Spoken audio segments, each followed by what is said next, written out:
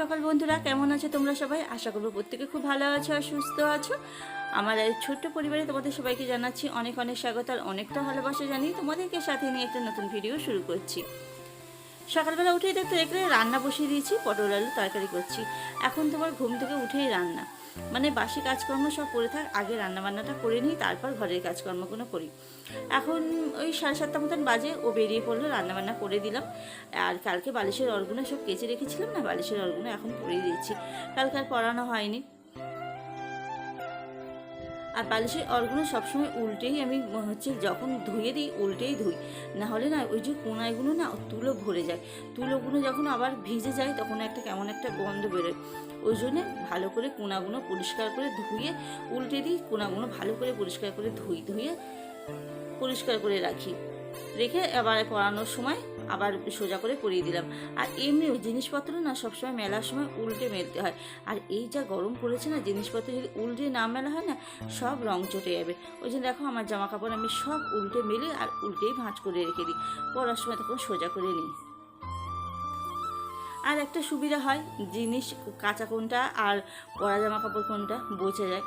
আর অবশ্যই আমার জামা কাপড় আমি কাঁচা জামা কাপড়ের সাথে পরা জামা কাপড় রাখি না, কাঁচা জামা কাপড় একদিকে রাখি আর পরা জামা কাপড় যেগুলো হয় সেগুলো বাইরে সিঁড়ির পথে ফেলে রাখি, যে আজকে যদি কাচতে না পারি কালকে কেচে দেবো, অসুবিধা নেই, কিন্তু সিঁড়ির পথে ফেলে রেখে দিই। আর এখন তার অসুবিধা হয় না যে একটা জামা যে একটা ফেলে রাখলে অসুবিধা হয়, এখন একটা জায়গায় 5টা হয়ে গেছে, ফেলে রাখলেও আর অসুবিধা হয় না। তো দেখো জামা কাপড়গুলো সব ভাঁজ করে নিলাম, নিয়ে টেবিলের উপরে রেখে দিলাম। এগুলো পরা জামা কাপড়, এগুলো প্রতিদিন লাগবে, ও সকালবেলা কাজে বেরোবে তখন এই গেঞ্জি প্যান্টগুলো নেবে আর মেয়ের পরা যাবে। আর আমি চান করে করবো সেই কাপড়টাকে আর ব্লাউজ চায়াটাকে রেখে দিলাম, দিয়ে বিছনাটাকে একটু টান টান করে পেতে একটুখানি ঝেড়ে দিলাম, ঝেড়ে জানলাটাকে একটু খুলে দিচ্ছি, বেশিক্ষণের জন্য খুলবো না।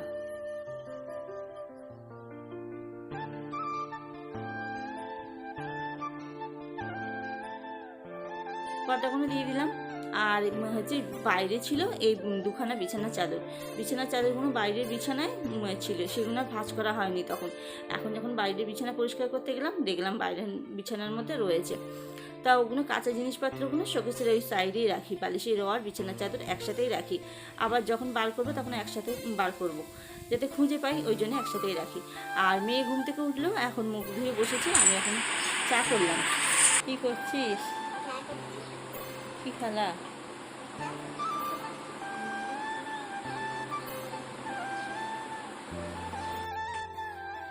আর দেখো চা খেয়ে নিলাম, নিয়ে তারপর ঘর বারান্দাটা ঝাঁট দিতে এসেছি। মানে ঘর বারান্দা ঝাঁট তো সকালবেলা বাসি ঘর তো একবার ঝাঁট দিয়ে দিই, যখন ও সকালবেলা ঘুম থেকে উঠি তখন দুয়ারে জল দিয়ে বাসি ঘরটা একটু উপর ঝাঁট দিয়ে দিই, তখন আর দরজা জানলা খোলা হয় না, তো ওই জন্য ভালো করে ঝাঁট দেওয়া যায় না। এখন দরজা জানলাগুলো সব খুলে দিলাম, দিয়ে ভালো করে ঝাঁট দিলাম। আর কি পরিমাণে ধুলো দেখো, মানে বোঝা যাচ্ছে না ধুলো, মানে দূর থেকে বোঝা যাচ্ছে না, ক্যামেরাটা নিচে ফিট করেছি বলে বোঝা যাচ্ছে যে কতটা ধুলো আছে ঘরের মধ্যে।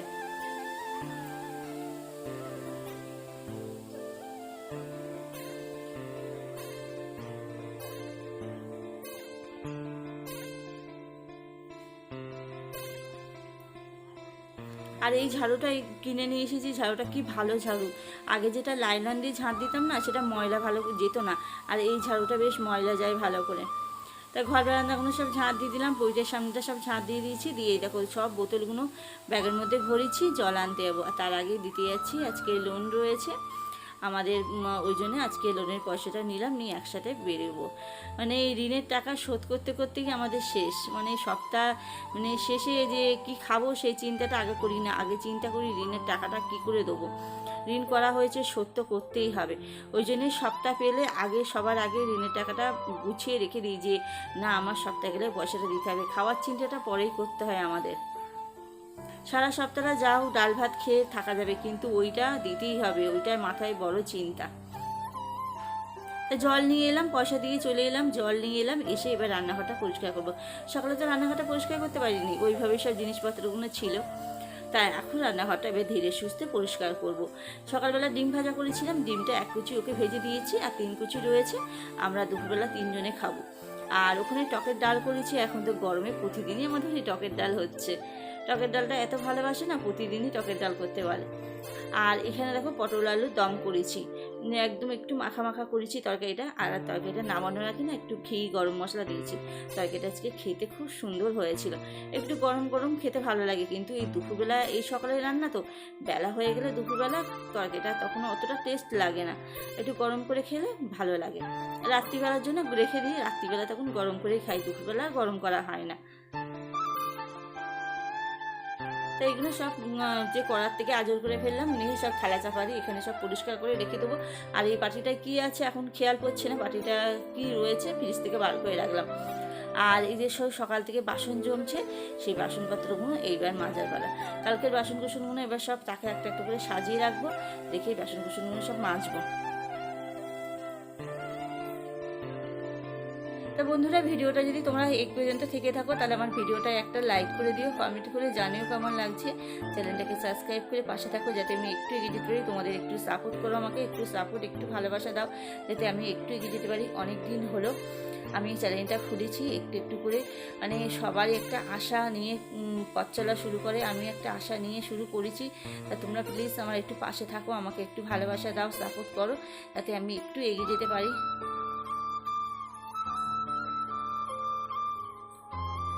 বাসনগুলো যখন বেশি হয় না, তখন বাসনগুলো না আমি সব কলতলায় নিয়ে যাই, কলতলায় নিয়ে গিয়েই মাজি। আজকে আর কলতলায় নিয়ে গেলাম না, আজকে এখানেই মেজে দিলাম। প্রচণ্ড পরিমাণে গরম পড়েছে, আর এখন ওই 10টা সাড়ে 10টার মতন বাজে, তো প্রচণ্ড পরিমাণে রোদ্দুর উঠে গেছে। আর এত রোদ্দুর আর এত গরম না, মানে ফাঁকে বেরোতে পারছি না। ওই জন্যে রান্নাঘরেই বাসনগুলো মেজে দিলাম।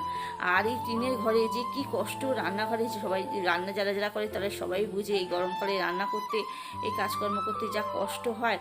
কিন্তু কিছু করার নেই, সংসারে আমাদের থাকতে গেলে এই জন্য করতেই হবে। আর কাজগুলো আমরা সবাই ভালোবেসেই করি আমাদের এই কাজগুলো।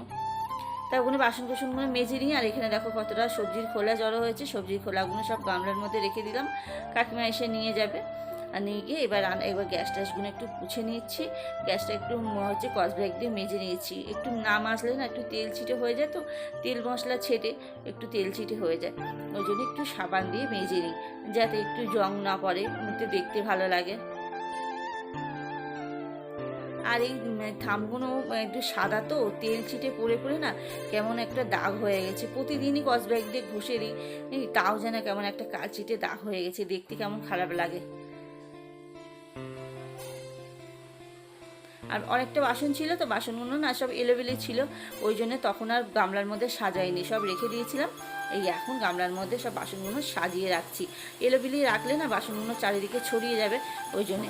আর এখন আমি ভয়েস দিচ্ছি, আর আমাদের এখানে প্রচণ্ড পরিমাণে ঝড় উঠেছে, দেখো চারিদিকে মানে হাওয়া দিচ্ছে, দরজা জানলা খোলা, সব হাওয়া দিচ্ছে, মানে সব জানলাগুলো বন্ধ করে দে। চারিদিকে সব হাওয়া দিচ্ছে, ঝড় উঠেছে, যা প্রচণ্ড পরিমাণে গরম পড়েছে না, মানে এত গরমে যদি একটু ঝড় হয় মানে শান্তি একদম মনটা। আর দেখো সমস্ত কাজ হয়ে গেছে, আর এখন আমি কাজে বসবো, তাই জন্য বেরাসটা চান করার আগে বানিয়ে নিলাম, নিয়ে বেরাসটা বানিয়ে নিয়ে এখন জলে ভিজিয়ে রাখবো, রেখে রান্নাঘরটা ঝাঁট দিচ্ছি, রান্নাঘরটা ঝাঁট দিয়ে রান্নাঘরটা মুছবো।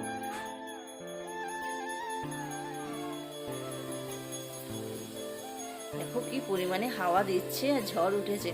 তাহলে চলো চান টান করে আসি, তবে তোমাদের সাথে আবার দেখা হচ্ছে। দেখো তরকারির লুকটা এরকম হয়েছে। আর এখানে টকের ডাল, আমের চাটনি, তখন কি বলে রাখলাম বলছো ভুলে গেছিলাম না, ওইটা আমের চাটনি রেখেছিলাম, ভুলে গেছিলাম। তা এখন খাবার বেড়ে নিচ্ছি, মেয়ে আর আমার খাবার, এখন ওই 1:30 মতন বাজে, এখন এই যে খাবার বেড়ে নিচ্ছি, দুজনে খাবো। তা চলো বন্ধুরা, আজকের ভিডিওটা এই পর্যন্ত। ভিডিওটা যদি ভালো লাগে অবশ্যই একটা লাইক করো, কমেন্ট করে জানিও কেমন লাগছে, আমার পাশে থাকো, একটু সাপোর্ট করো। কালকে একটা নতুন ব্লগের সাথে তোমাদের সাথে আবার দেখাবে। ভালো থাকো, সুস্থ থাকো, টাটা।